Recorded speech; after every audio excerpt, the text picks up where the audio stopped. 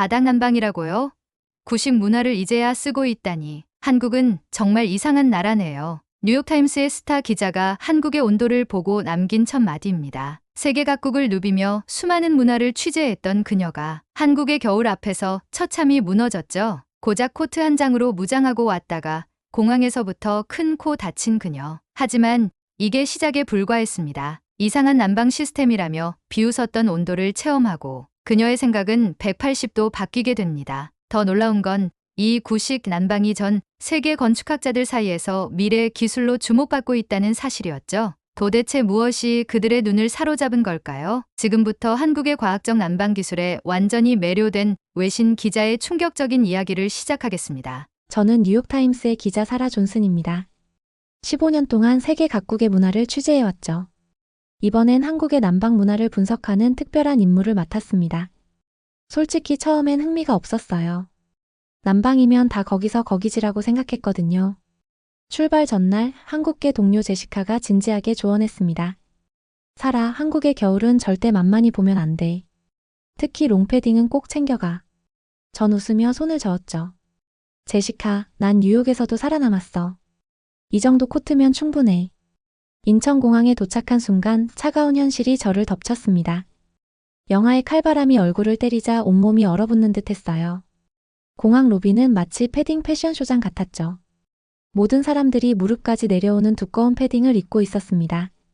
터미널을 빠져나오며 만난 한국인 유학생 민지는 제 차림새를 보고 놀랐어요. 기자님, 그 옷으로는 힘들 텐데. 전 여전히 고집을 부렸습니다. 괜찮아요. 이 정도 추위는 익숙해요. 택시를 기다리는 15분, 그 시간은 제 인생에서 가장 길게 느껴졌죠. 살을 내는 듯한 바람에 온몸이 떨렸습니다. 옆에 선 현지인들은 두꺼운 패딩 속에서 담담한 표정을 짓고 있었어요. 도대체 이게 몇 도인 거죠? 택시 기사님께 물었더니 영하 12도라는 답변이 돌아왔습니다. 근데 체감 온도는 영하 20도예요. 시베리아에서 오는 바람 때문에 더 춥게 느껴지거든요. 숫자만 보면 뉴욕과 비슷했지만 이건 완전히 다른 차원의 추위였습니다. 뉴욕의 추위가 날카로운 칼이라면 한국의 추위는 온몸을 조여오는 거대한 얼음 같았어요. 종로구의 한 게스트하우스에 도착했을 때는 이미 저녁이었습니다. 짐을 풀자마자 방을 둘러보며 당황했어요. 라디에이터가 보이지 않았거든요. 히터도 찾을 수 없었습니다. 저기, 난방시설이 어디 있나요? 주인장 김순자 할머니께 여쭤봤어요. 할머니는 신기하다는 듯 절 보시더니 웃으셨습니다. 여기 온돌이 있잖니. 우리나라 전통 난방이야. 저는 더욱 혼란스러워졌습니다. 온돌이요? 그게 뭐죠? 할머니는 바닥을 가리키셨어요. 이 바닥 전체가 난방이야. 조금만 기다려봐. 곧 알게 될 거야. 처음엔 반신반의했습니다. 바닥에서 열이 난다니 도대체 어떻게 가능하단 말인가요? 게다가 이렇게 추운 날씨에 바닥 난방만으로 버틸 수 있을까요? 하지만 시간이 지날수록 신기한 일이 일어났습니다. 발바닥부터 시작된 따뜻함이 서서히 온몸으로 퍼져나갔어요. 차가웠던 몸이 서서히 녹아내리는 것이 느껴졌습니다. 이게 말로만 듣던 온돌인가요? 할머니께 다시 여쭤봤습니다. 할머니는 고개를 끄덕이셨어요. 맞아. 우리 조상들의 지혜지. 수천 년 동안 이어져 온 과학이야. 할머니의 말씀이 계속 귓가에 맴돌았습니다. 수천 년의 과학이라니. 정말일까요? 저는 이 의문을 풀기 위해 서울대 건축공학과의 박민준 교수를 찾아갔습니다. 교수님, 솔직히 말씀드리면 아직도 의심스러워요. 바닥 난방이 정말 효율적일까요? 제 질문에 교수님은 웃으셨습니다. 교수님은 컴퓨터 화면에 두 개의 엷은 포도를 띄웠어요. 왼쪽이 라디에이터, 오른쪽이 온돌입니다. 차이가 보이시나요? 저는 놀라움을 감출 수 없었습니다. 라디에이터는 한 곳에서 강한 열이 발생해 불균형한 분포를 보였지만 온돌은 방 전체가 균일하게 따뜻했어요. 더 놀라운 건 에너지 효율입니다. 교수님의 설명이 이어졌죠. 온돌은 열을 오래 저장해요. 한번 데우면 최소 6시간은 따뜻함이 유지됩니다. 반면 라디에이터는 전원을 끄면 금방 식어버리죠. 장기적으로 보면 온돌이 훨씬 경제적입니다. 하지만 이건 단순한 과학적 효율성만의 문제가 아닙니다. 교수님은 잠시 생각에 잠기셨다가 말씀을 이어가셨어요. 온돌은 인체의 생리학적 특성과도 완벽하게 조화를 이룹니다. 발바닥은 우리 몸의 체온을 조절하는 중요한 부위라고 해요. 발이 따뜻하면 전신의 혈액순환이 원활해지고 이는 자연스럽게 체온 상승으로 이어진다고 합니다. 유럽의 여러 나라들이 온도 시스템을 연구하고 있다는 거 아시나요? 교수님의 말씀에 저는 놀라움을 금치 못했습니다. 독일, 스위스 같은 나라들이 온돌의 원리를 현대 건축에 적용하려 시도하고 있어요. 박민중 교수님과의 대화 후 저는 한국의 온돌 문화를 더 깊이 이해하고 싶어졌습니다. 찜질방에 가보세요. 거기서 온돌의 진정한 매력을 느낄 수 있을 거예요. 교수님의 추천으로 저는 서울의 한 찜질방을 찾았죠. 입구에 들어서는 순간 마치 다른 세계에 온 것 같았습니다. 수십 명의 사람들이 따뜻한 바닥에 편안하게 누워 있었어요. 책을 읽는 사람, 이야기를 나누는 사람, 조용히 명상을 하는 사람들까지. 처음이신가 봐요. 안내하시는 직원분이 친절하게 설명해 주셨습니다. 황토방은 43도, 맥반석방은 45도, 소금방은 48도예요. 처음에는 온도가 낮은 곳부터 천천히 경험해 보세요. 옆자리에 아주머니가 귀띔해 주었어요. 황토방이 제일 좋아. 천천히 몸을 데우면서 독소도 빼내고. 나는 20년째 다니고 있어요. 아주머니의 건강해 보이는 모습이 온돌의 효과를 증명하는 것 같았습니다. 황토방에 누워보니 신기했어요. 바닥에서 올라오는 열기가 단순한 온기가 아니었습니다. 마치 대자연의 포근한 품 같았어요. 10분, 20분. 시간이 흐르면서 몸 구석구석이 녹아내리는 걸 느꼈습니다. 이제 식혜 한 잔 하실 때예요. 아주머니의 말씀에 따라 휴게실로 나왔습니다. 시원한 식혜와 따끈한 구운 계란의 조화가 절묘했어요.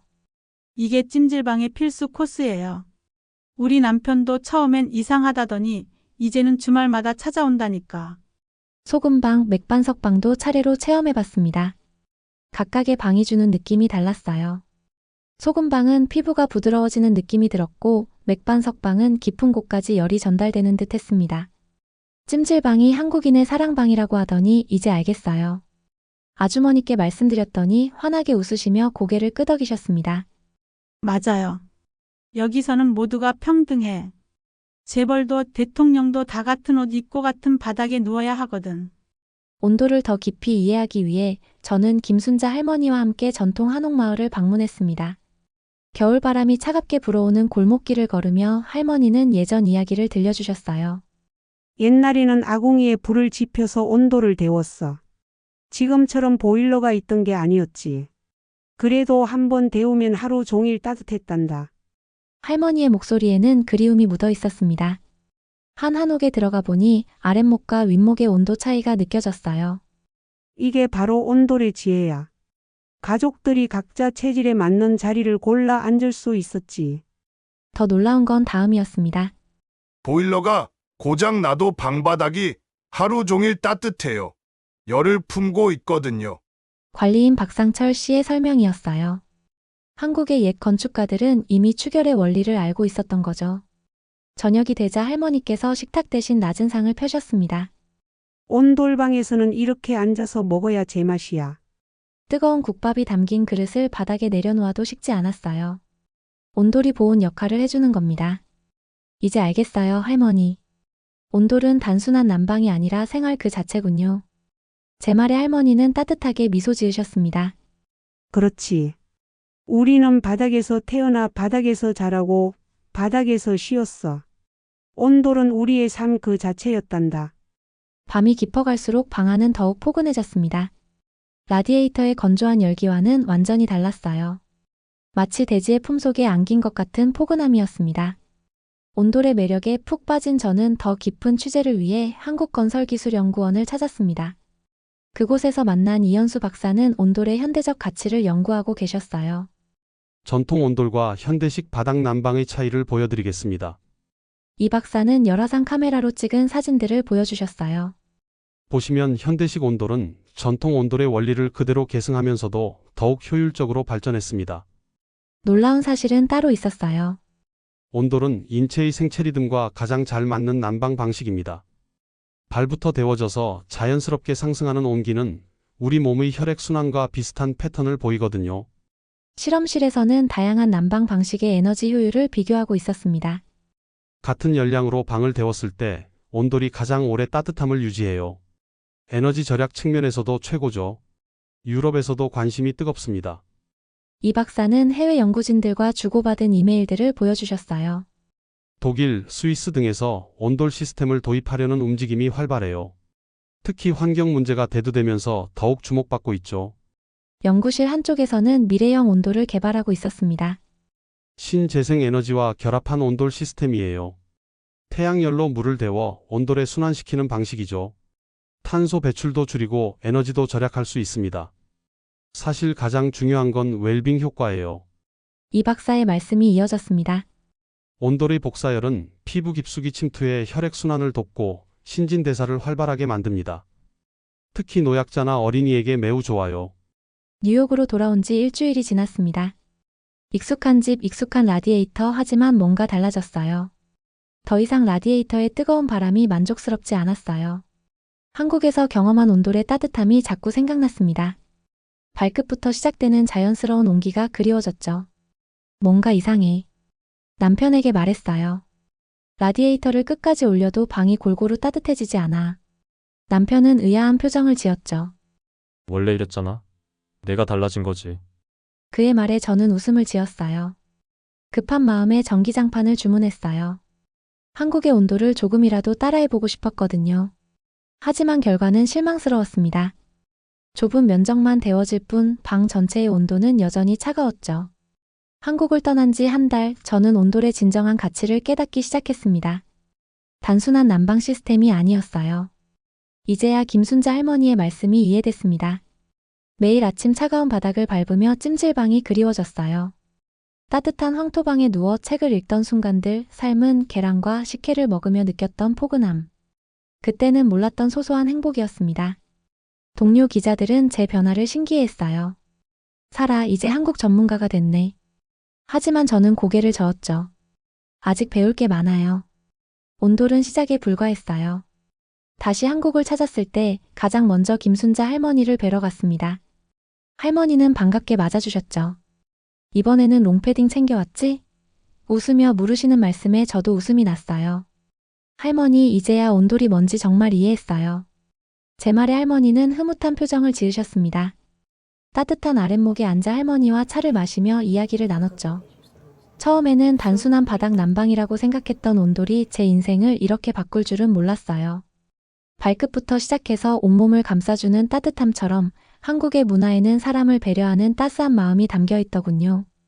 혹시 여러분 중에도 차가운 겨울날 발끝이 시려 잠 못 이루시는 분이 계신가요?